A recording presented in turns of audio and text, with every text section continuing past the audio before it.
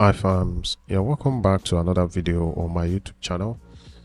In this video, I'm going to be showing you how you can download your search result pages on the Google search. Now here is an example keyword I just searched for, how to change the tone of your voice, and here we have the search result for the keywords.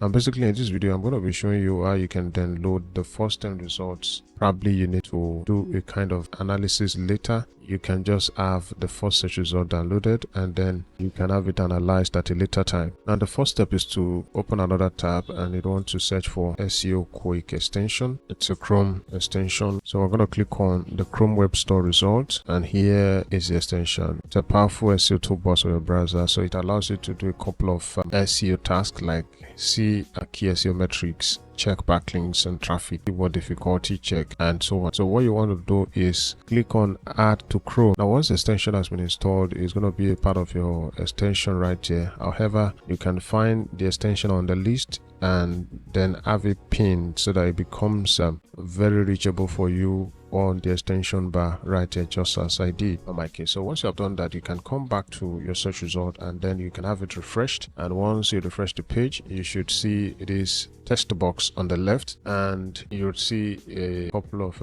options right there. The second option says SERP report, and this is the data that you're actually looking for. It's a compilation or a collection of the first 11 results on the Google search page.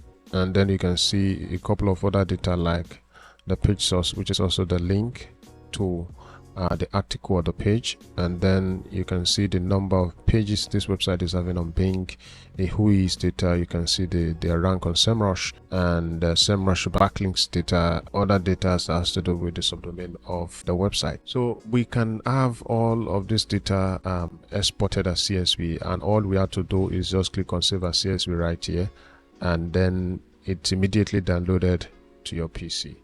You can as well export CSV from here directly. Just click on export CSV. So there you have it.